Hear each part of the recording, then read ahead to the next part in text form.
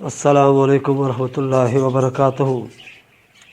الحمدللہ رب العالمین والصلاة والسلام علی رسول اللہ، اما بعد۔ میں ہوں آصف اقبال، سول انجینئر۔ آپ اس وقت سن رہے ہیں نبی صلی اللہ علیہ وسلم کی سیرت پر لکھی جانے والی کتاب الرحیق المختوم کی ایپیسوڈ نمبر 25، قسط نمبر 25، جنگ احد کا واقعہ شروع ہے۔ اس نازک ترین لمحے اور مشکل ترین وقت میں اللہ نے غیب سے اپنی مدد نازل فرمائی۔ چنانچہ صحیحین میں حضرت سعد رضی اللہ تعالیٰ عنہ کا بیان ہے کہ میں نے رسول اللہ صلی اللہ علیہ وسلم کو احد کے روز دیکھا۔ آپ کے ساتھ دو آدمی تھے، سفید کپڑے پہنے ہوئے۔ یہ دونوں آپ صلی اللہ علیہ وسلم کی طرف سے انتہائی زوراور لڑائی لڑ رہے تھے۔ میں نے اس سے پہلے اور اس کے بعد ان دونوں کو کبھی نہیں دیکھا۔ ایک اور روایت میں ہے کہ یہ دونوں حضرت جبرائیل و حضرت میکائیل علیہ السلام تھے۔ رسول اکرم صلی اللہ علیہ وسلم کے پاس صحابہ کے اکٹھے ہونے کی ابتدا یہ سارا حادثہ چند لمحات کے اندر بالکل اچانک اور نہایت تیز رفتاری سے پیش آ گیا، ورنہ نبی کریم صلی اللہ علیہ وسلم کے منتخب صحابہ اکرام جو لڑائی کے دوران صف اول میں تھے، جنگ کی صورتحال بدلتے ہی یا نبی کریم صلی اللہ علیہ وسلم کی آواز سنتے ہی آپ کی طرف بے تحاشا دوڑ کر آئے کہ کہیں آپ کو کوئی ناگوار حادثہ پیش نہ آ جائے۔ مگر یہ لوگ پہنچے تو رسول اللہ صلی اللہ علیہ وسلم زخمی ہو چکے تھے۔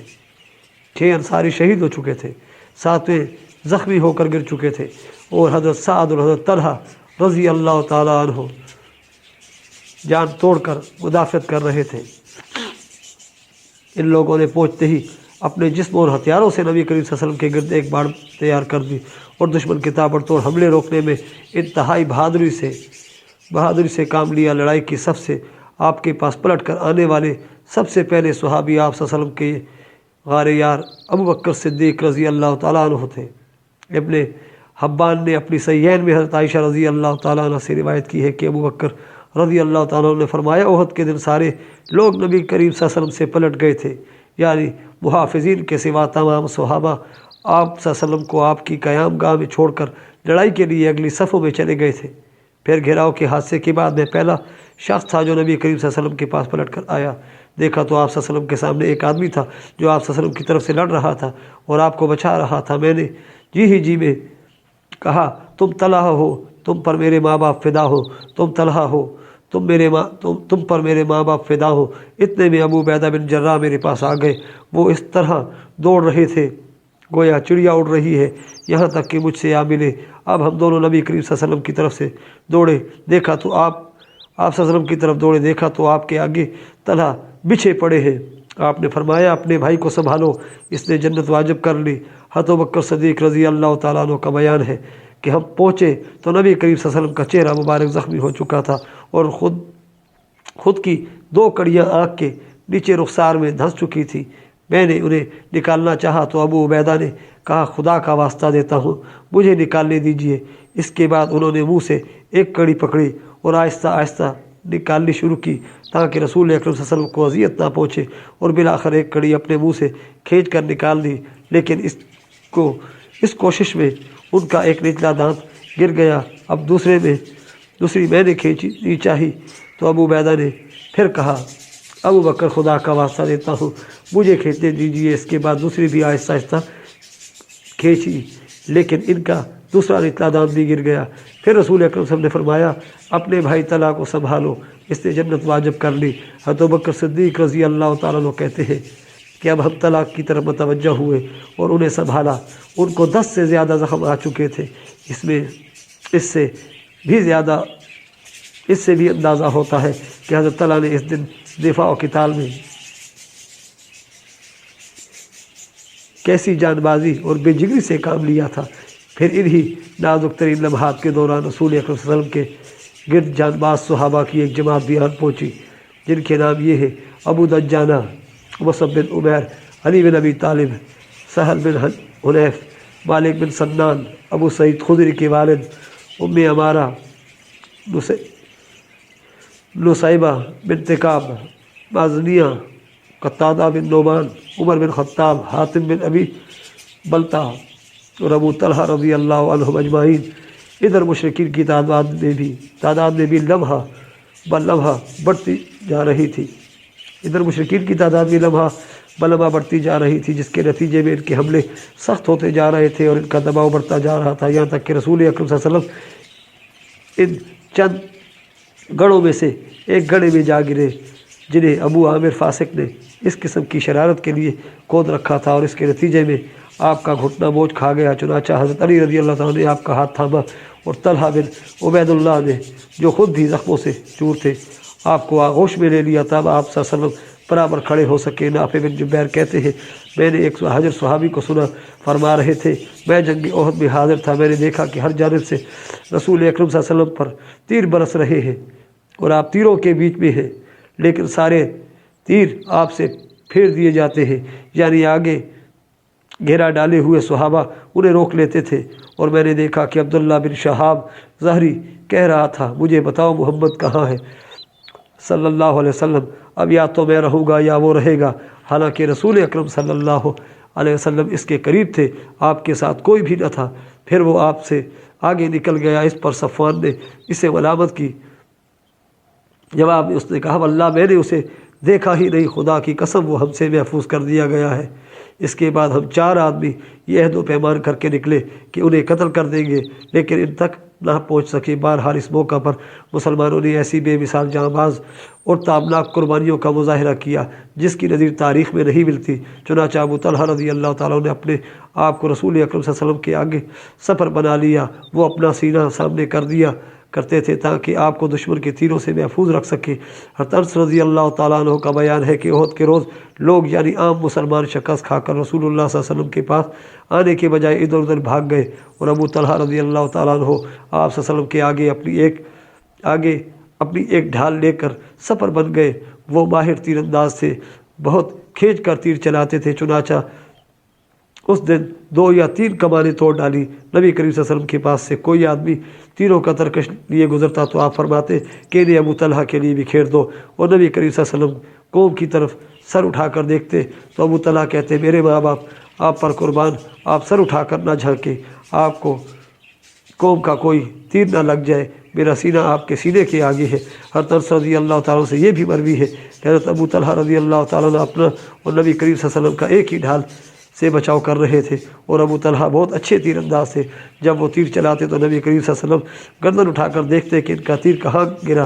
حضرت ابو دجان رضی اللہ تعالیٰ عنہ نبی کریم صلی اللہ علیہ وسلم کے آگے کھڑے ہو گئے اور اپنی پیٹھ کو آپ کے لیے ڈھال بنا دیا، اس پر تیر پڑ رہے تھے لیکن وہ ہلتے نہ تھے۔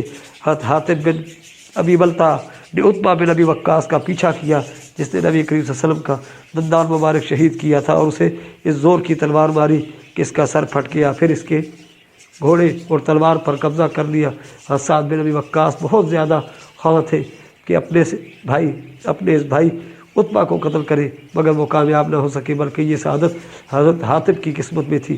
حضرت سہل بن حنیف بھی بڑے جاں باز تیر انداز تھے، انہوں نے رسول اکرم صلی اللہ علیہ وسلم سے موت پر بیعت کی اور اس کے بعد مشرکین کو نہایت زور و شور سے دفع کیا۔ رسول اکرم صلی اللہ علیہ وسلم خود بھی تیر چلاتے رہے، چنانچہ حضرت قتادہ بن نعمان کی روایت ہے کہ رسول اکرم صلی اللہ علیہ وسلم نے اپنی کمان سے اتنے تیر چلائے کہ اس کا کنارہ ٹوٹ گیا، پھر اس کمان کو حضرت قتادہ بن نعمان نے لے لیا اور وہ انہی کے پاس رہی۔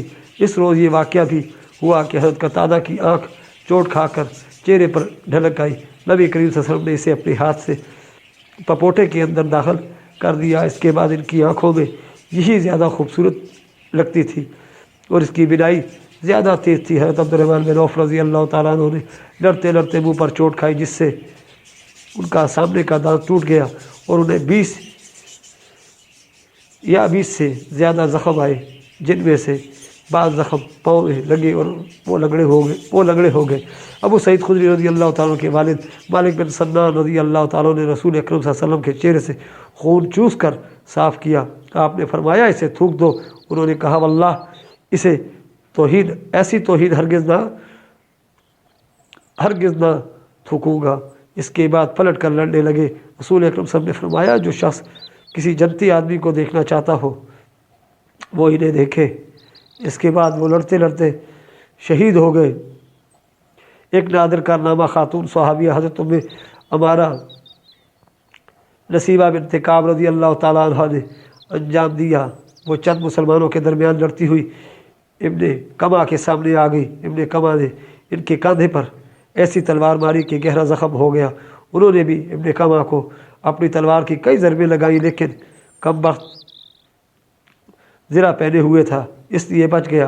हज़रत उम्मे अमारा रज़ी अल्लाह ताला अन्हा ने लड़ते भिड़ते 12 ज़ख्म खाए। हज़रत मुसअब बिन उमैर रज़ी अल्लाह ताला ने भी इंतहाई पाबंदी और जानबाजी से जंग की।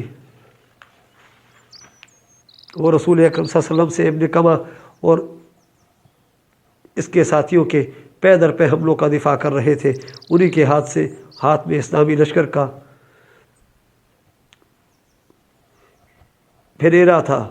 जालिमों ने इनके दाहिने हाथ पर इस जोर की तलवार मारी कि हाथ कट गया। इसके बाद उन्होंने बाएं हाथ में झंडा पकड़ लिया और कुफ़ार के मुकाबले में डटे रहे। बिलाखिर उनका बायां हाथ भी काट दिया गया। इसके बाद उन्होंने झंडे पर घुटने टेक कर इसे सीने और गर्दन के सहारे लहराए रखा और इसी हालत में जाम शहादत नोश फरमाया। इनका कातिल इब्ने कमा था। वह समझ रहा था कि ये मोहम्मद है, क्योंकि हज़रत मोहम्मद मुसअब बिन उमैर आप सल्लल्लाहु अलैहि वसल्लम के हम शिकल थे। चुनाचा वो हज़रत मुसअब को शहीद करके मुशरिकीन की तरफ वापस चला गया और चिल्ला चिल्ला कर ऐलान किया कि मोहम्मद सल्लल्लाहु अलैहि वसल्लम कत्ल कर दिए गए। नबी करीम सल्लल्लाहु अलैहि वसल्लम की शहादत की खबर और मार्का पर इसका असर है। उसके इस ऐलान से नबी करीम सल्लल्लाहु अलैहि वसल्लम की शहादत की खबर मुसलमानों और मुशरिकीन दोनों में फैल गई और यही वो नाजुक तरीन लम्हा था जिसमें रसूल अकरम सल्लल्लाहु अलैहि वसल्लम से अलग थलग डरगे के अंदर आए हुए बहुत से सहाबा कराम के हौसले टूट गए, उनकी अज़म सर पड़ गए और उनकी सफ़ी अथल पत्थल और बदनज़मी और इंतशार का शिकार हो गई। मगर आपकी शहादत की यही खबर इस हैसियत से मुफीद साबित हुई कि इसके बाद मुशरिकीन के पुरजोश हमलों में किसी कदर कमी आ गई, क्योंकि वो महसूस कर रहे थे कि इनका आखिरी मकसद पूरा हो चुका है। चुनाचा अब बहुत से मुशरिकीन ने हमला बंद करके मुसलमान शुहदा की लाशों का मुस्ता करना शुरू कर दिया। रसूल अकरम सल्लल्लाहु अलैहि वसल्लम की पहम मारका आई और हालात पर काबू। हज़रत मुसअब बिन उमैर रज़ी अल्लाह ताला अन्हु की शहादत के बाद रसूल अकरम सल्लल्लाहु अलैहि वसल्लम ने झंडा हज़रत अली बिन अबी तालिब रज़ी अल्लाह ताला को दिया। उन्होंने जमकर लड़ाई की। वहाँ पर मौजूद बाकी सहाबा कराम ने भी बेमिसाल जांबाजी और सरफरोशी के साथ दिफा व हमला किया, जिससे बिलाखिर इस बात का इम्कान पैदा हो गया कि रसूल अकरम सल्लल्लाहु अलैहि वसल्लम मुशरिकीन की सफ़े चीर कर नरगे में आए हुए सहाबा कराम की जानिब रास्ता बनाए। चुनाचा आपने कदम आगे बढ़ाया और सहाबा कराम की जानिब तशरीफ़ लाए। सबसे पहले हज़रत काब बिन मालिक रज़ी अल्लाह ताला ने आपको पहचाना, खुशी से चीख पड़े, मुसलमानों खुश हो जाओ, ये है रसूल अकरम सल्लल्लाहु अलैहि वसल्लम। आपने इरशाद फरमाया कि खामोश रहो ताकि मुशरिकीन को आपकी मौजूदगी और मौजूदगी मकाम का पता न लग सके, मगर इनकी आवाज़ मुसलमानों के कान तक पहुँच चुकी थी। चुनाचा मुसलमान आपकी पनाह में आना शुरू हो गए और रफ्ता रफ्ता तकरीबन 30 सहाबा जमा हो गए। जब इतनी तादाद जमा हो गई तो रसूल अकरम सल्लल्लाहु अलैहि वसल्लम ने पहाड़ की घाटी यानी कैंप की तरफ हटना शुरू किया, मगर चूँकि इस वापसी के मानी ये थे कि मुशरिकीन ने मुसलमानों को नरगे में लेने की जो कार्रवाई की थी वो भी नतीजा रह जाए, इसलिए मुशरिकीन ने इस वापसी को नाकारा बनाने के लिए अपने ताबड़तोड़ हमले जारी रखे। मगर आपने इन हमलावरों का हजूम चीर कर रास्ता बना ही लिया और शेरान इस्लाम की शुजाअत और शाज़ोरी के सामने इनकी एक न चली। इसी असना में मुशरिकीन का एक अड़ियल शाह सवार उस्मान बिन अब्दुल्ला बिन मुगैरा ये कहते हुए रसूल अकरम सल्लल्लाहु अलैहि वसल्लम की जानब बढ़ा कि या तो मैं रहूँगा या वो रहेगा। उधर रसूल अकरम सल्लल्लाहु अलैहि वसल्लम भी दो हाथ करने के लिए ठहर गए, मगर मुकाबले की नौबत ना आई, क्योंकि इसका घोड़ा एक गड्ढे में गिर गया और इतने में हारिस बिन समा ने इसके पास पहुंचकर इसे ललकारा और इसके पाँव पर इस जोर से तलवार मारी कि वहीं बिठा दिया। फिर इसका काम तमाम करके इसका हथियार ले लिया। रसूल अकरम सल्लल्लाहु अलैहि वसल्लम की खिदमत में आ गए, मगर इतने में मक्की फ़ौज के एक दूसरे सवार अब्दुल्ला बिन जाबिर ने पलट कर हज़रत हारिस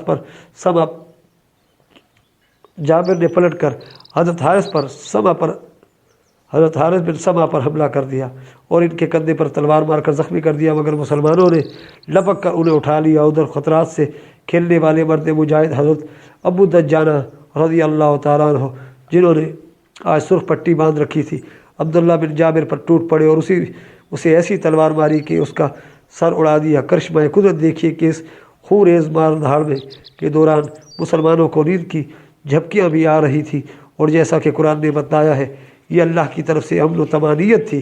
अबू तला का बयान है कि मैं भी इन लोगों में था जिन पर ओहद की रोदीद छा रही थी, यहाँ तक कि मेरे हाथ से कई बार तलवार गिर गई। हालत ये थी कि वो गिरती थी और मैं पकड़ता था।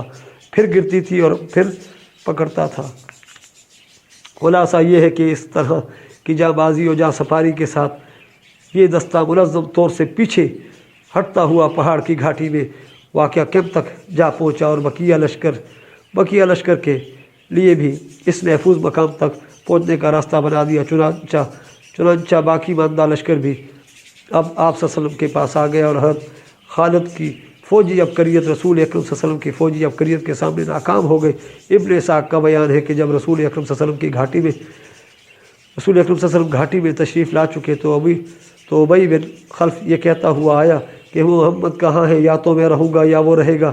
صحابہ نے کہا یا رسول اللہ، ہم میں سے کوئی اس پر حملہ کرے۔ رسول اکرم صلی اللہ علیہ وسلم نے فرمایا اسے آنے دو۔ جب قریب آیا تو رسول اکرم صلی اللہ علیہ وسلم نے حارث بن سما سے ایک چھوٹا سا نیزہ لیا اور لینے کے بعد جھٹکا دیا تو اس طرح لوگ ادھر ادھر اڑ گئے جیسے اونٹ اپنے بدن کو جھٹکا دیتا ہے تو مکھیاں اڑ جاتی ہیں۔ اس کے بعد آپ صلی اللہ علیہ وسلم کے سامنے آ پہنچے۔ اس کی خود اور زرہ کے درمیان حلق کے پاس تھوڑی سی جگہ کھلی دکھائی پڑی۔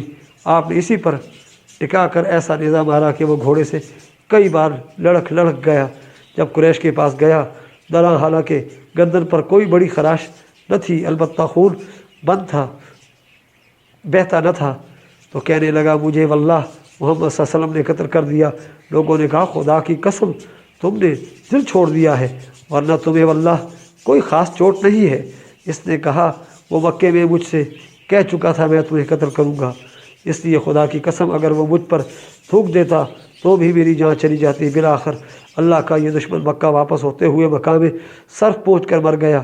ابو الاسود نے حضرت عروہ سے روایت کی ہے کہ یہ بیل کی طرح آواز نکالتا تھا اور کہتا تھا اس ذات کی قسم جس کے ہاتھ میں میری جان ہے، جو تکلیف مجھے ہے اگر وہ ذی المجاز کے سارے باشندوں کو ہوتی تو وہ سب کے سب مر جاتے۔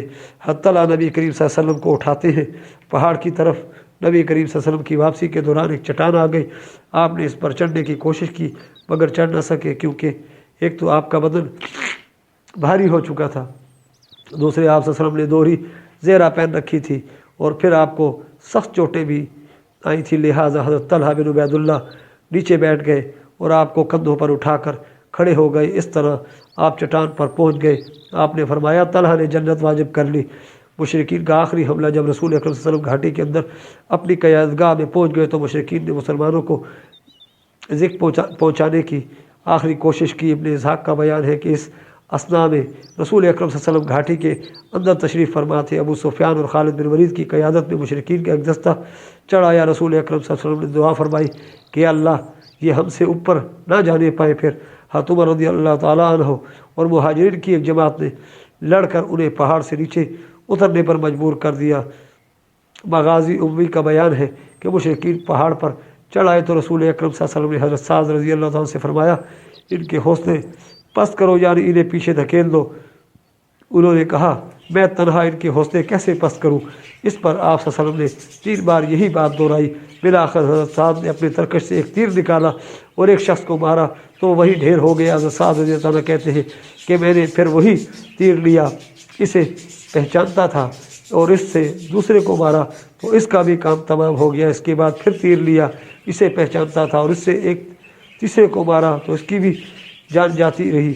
اس کے بعد مشرکین نیچے اتر گئے۔ میں نے کہا یہ مبارک تیر ہے، پھر میں نے اسے اپنے ترکش میں رکھ لیا۔ یہ تیر زندگی بھر حضرت سعد کے پاس رہا اور ان کے بعد ان کی اولاد کے پاس رہا۔ یہ آخری حملہ تھا جو مشرکین نے نبی کریم صلی اللہ علیہ وسلم کے خلاف کیا تھا، چونکہ انہیں آپ صلی اللہ علیہ وسلم کے انجام کا صحیح علم نہ تھا، بلکہ آپ صلی اللہ علیہ وسلم کی شہادت کا تقریباً یقین تھا۔ اس لیے انہوں نے اپنے کیمپ کی طرف پلٹ کر مکہ واپسی کی تیاری شروع کر دی۔ کچھ مشرک مرد اور عورتیں مسلمان شہداء کے مسئلہ میں مشغول ہو گئی، یعنی شہیدوں کی شرمگاہیں اور کان ناک وغیرہ کاٹ لینے، پیٹ چیر دیے۔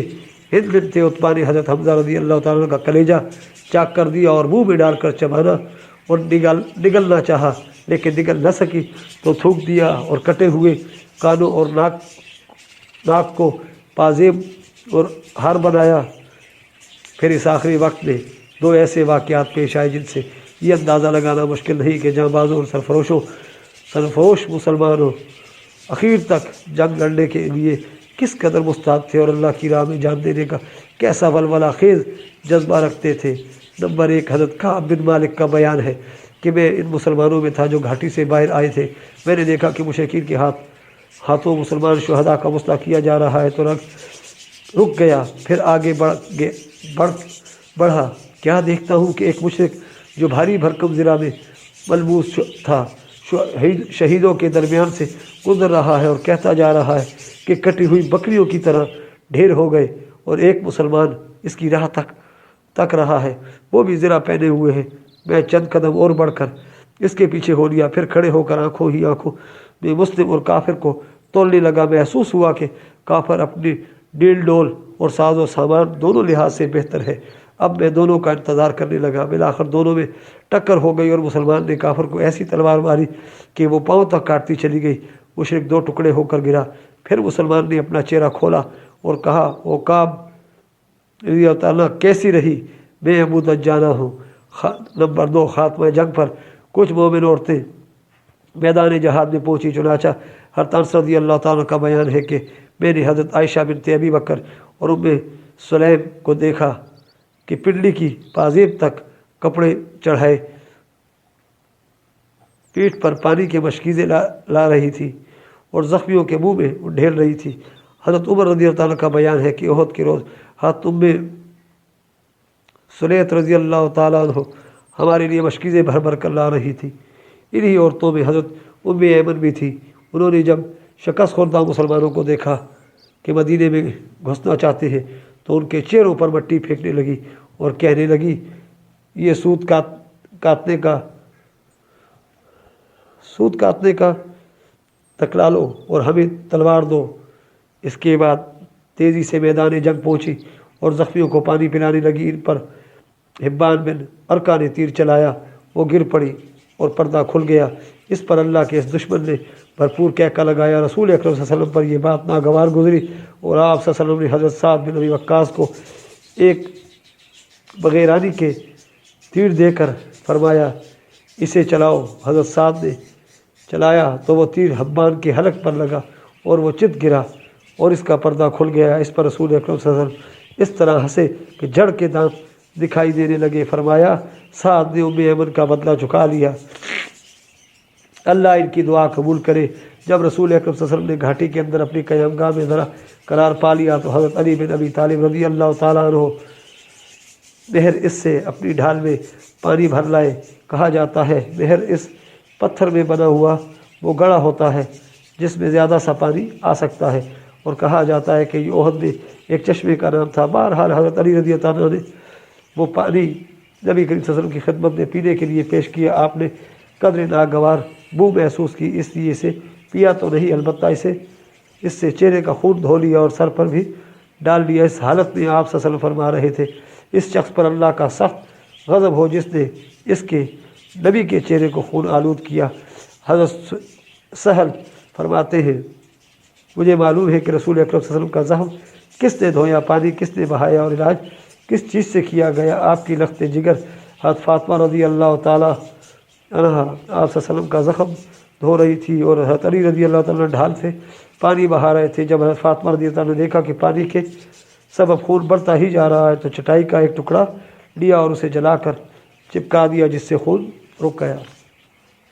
اور حضرت محمد بن مسلمہ رضی اللہ تعالیٰ نے شیریں اور خوش ذائقہ پانی لائے، نبی کریم صلی اللہ علیہ وسلم نے نوش فرمایا اور دعائے خیر دی۔ زخم کی اثر نبی کریم صلی اللہ علیہ وسلم نے ظہر کی نماز بیٹھے بیٹھے پڑھی اور صحابہ کرام نے بھی آپ کے پیچھے بیٹھی کر نماز ادا کی۔ مشرکین نے واپسی کی تیاری مکمل کر لی تو ابو سفیان جبل احد پر نمودار ہوا اور بآواز بلند بولا، کیا تم میں محمد صلی اللہ علیہ وسلم ہے؟ لوگوں نے کوئی جواب نہ دیا۔ اس نے پھر کہا، کیا تم میں ابو قحافہ کے بیٹے ابو بکر ہیں؟ لوگوں نے کوئی جواب نہ دیا۔ اس نے پھر سوال کیا، کیا تم میں عمر بن خطاب ہے؟ لوگوں نے اب کی مرتبہ بھی جواب نہ دیا، کیونکہ نبی کریم صلی اللہ علیہ وسلم نے صحابہ کرام کو اس کا جواب دینے سے منع فرما دیا تھا۔ ابو سفیان نے ان تین کے سوا کسی اور کے بارے میں نہ پوچھا، کیونکہ اس سے اور اس کی قوم کو معلوم تھا کہ اسلام کا قیام انہی تینوں کے ذریعے سے۔ بہرحال جب کوئی جواب نہ ملا تو اس نے کہا، چلو۔ ان تینوں سے فرصت ہوئی، یہ سن کر حضرت عمر رضی اللہ تعالیٰ بے قابو ہو گئے اور بولے او اللہ کے دشمن، جن کا تو نے نام لیا ہے وہ سب زندہ ہیں اور ابھی اللہ نے تیری رسوائی کا سامان باقی رکھا ہے۔ اس کے بعد ابو سفیان نے کہا تمہارے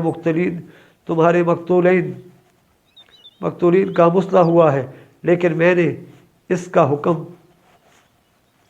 دیا تھا اور نہ اس کا برا ہی بنایا ہے۔ پھر نعرہ لگایا حب بلند ہو۔ نبی کریم صلی اللہ علیہ وسلم نے فرمایا تم لوگ جواب کیوں نہیں دیتے؟ صحابہ نے عرض کیا کیا جواب دیں؟ آپ صلی اللہ علیہ وسلم نے فرمایا اللہ اعلیٰ واجل، اللہ اعلیٰ اور برتر ہے۔ پھر ابو سفیان نے نعرہ لگایا لنا عزا ولا عزا لکم، ہمارے لیے عزا ہے اور تمہارے لیے عزا نہیں۔ نبی کریم صلی اللہ علیہ وسلم نے فرمایا جواب کیوں نہیں دیتے؟ صحابہ کرام رضی اللہ تعالیٰ نے دریافت کیا کیا جواب دیں؟ آپ صلی اللہ علیہ وسلم نے فرمایا کہو اللہ مولانا ولا مولا لکم، اللہ ہمارا مولا ہے اور تمہارا کوئی مولا نہیں۔ اس کے بعد ابو سفیان نے کہا کتنا اچھا کارنامہ رہا، آج کا دن جنگ بدر کے دن کا بدلہ ہے اور لڑائی ڈول ہے۔ حضرت عمر رضی اللہ عنہ نے جواب میں کہا برابر نہیں، ہمارے مقتولین جنت میں ہیں اور تمہارے مقتولین جہنم میں۔ اس کے بعد ابو سفیان نے کہا عمر میرے قریب آؤ۔ رسول اکرم صلی اللہ علیہ وسلم نے فرمایا جاؤ دیکھو کیا کہتا ہے۔ وہ قریب آئے تو ابو سفیان نے کہا عمر میں خدا کا واسطہ دے کر پوچھتا ہوں کیا ہم نے محمد صلی اللہ علیہ وسلم کو قتل کر دیا ہے؟ حضرت عمر رضی اللہ عنہ نے کہا واللہ نہیں، بلکہ اس وقت وہ تمہاری باتیں سن رہے ہیں۔ ابو سفیان نے کہا تم میرے نزدیک ابن کما سے زیادہ سچے اور راست باز ہو۔ بدر میں ایک اور جنگ لڑنے کا عہد و پیمان ابن اسحاق کا بیان ہے کہ ابو سفیان اور اس کے رفقا واپس ہونے لگے تو ابو سفیان نے کہا آئندہ سال بدر میں پھر لڑنے کا وعدہ ہے۔ رسول اکرم صلی اللہ علیہ وسلم نے ایک صحابی سے فرمایا کہہ دو ٹھیک ہے۔ اب یہ بات ہمارے اور تمہارے درمیان طے رہی۔ اس کے بعد رسول اکرم صلی اللہ علیہ وسلم نے حضرت علی بن ابی طالب رضی اللہ تعالیٰ عنہ کو روانہ کیا اور فرمایا قوم مشرکین کے پیچھے پیچھے جاؤ اور دیکھو وہ کیا کر رہے ہیں اور ان کا کیا ارادہ ہے۔ اگر انہوں نے گھوڑے پہلو میں رکھے ہوں اور اونٹوں پر سوار ہو تو ان کا ارادہ مکہ کا ہے، اور اگر گھوڑے پر سوار ہو اور اونٹ ہانک کر لے جائے تو مدینے کا ارادہ ہے۔ پھر فرمایا اس ذات کی قسم جس کے ہاتھ میں میری جان ہے، اگر انہوں نے مدینے کا ارادہ کیا تو میں مدینے جا کر ان سے دو دو ہاتھ کروں گا۔ حضرت علی رضی اللہ تعالیٰ کا بیان ہے کہ اس کے بعد میں نے ان کا پیچھا پہن کے پیچھے نکلا تو دیکھا کہ انہوں نے گھوڑے پہلو میں کر رکھے ہیں، اونٹوں پر سوار ہیں اور مکے کا رخ ہے۔ قریش کی واپسی کے بعد مسلمان اپنے شہیدوں اور زخمیوں کی کھوج خبر لینے کے لیے فارغ ہو گئے۔ حضرت زید بن ثابت رضی اللہ تعالیٰ کا بیان ہے کہ احد کے روز رسول اکرم صلی اللہ علیہ وسلم نے مجھے بھیجا کہ میں سعد بن ربیع کو تلاش کروں اور فرمایا کہ اگر وہ دکھائی پڑ جائیں تو انہیں میرا سلام کہنا اور یہ کہنا کہ رسول اکرم صلی اللہ علیہ وسلم دریافت کر رہے ہیں کہ تم اپنے آپ کو کیسا پا رہے ہو۔ حضرت زید کہتے ہیں کہ میں مقتولین کے درمیان چکر لگاتے ہوئے ان کے پاس پہنچا تو وہ آخری سانس لے رہے تھے، انہیں نیزے تلوار اور تیر کے 70 سے زیادہ زخم آئے تھے۔ میں نے کہا اے سعد اللہ کے رسول صلی اللہ علیہ وسلم آپ کو سلام کہتے ہیں اور دریافت فرما رہے ہیں کہ مجھے بتاؤ آپ اپنے آپ کو کیسا پا رہے ہو؟ انہوں نے کہا یا رسول اللہ صلی اللہ علیہ وسلم کو سلام، آپ سے عرض کرو کہ یا رسول اللہ جنت کی خوشبو پا رہا ہوں، اور میری قوم انصار سے کہو کہ اگر تم میں سے ایک آنکھ بھی ہلتی رہی اور دشمن رسول اکرم صلی اللہ علیہ وسلم تک پہنچ گیا تو تمہارے لیے اللہ کے نزدیک کوئی عذر نہ ہوگا۔ اور اسی وقت ان کی روح پرواز کر گئی۔ لوگوں نے زخمیوں میں اسیرم کو بھی پایا جن کا نام عمر بن ثابت تھا، ان میں تھوڑی سی رمق باقی تھی، اس سے قبل انہیں اسلام کی دعوت دی جاتی تھی مگر وہ قبول نہیں کرتے تھے، اس لیے لوگوں نے حیرت سے کہا کیا یہ اسیرم کیسے آیا ہے؟ اسے تو ہم نے اس حالت میں چھوڑا تھا کہ وہ اس دین کا انکاری تھا۔ چنانچہ ان سے پوچھا گیا تمہیں یہاں کیا چیز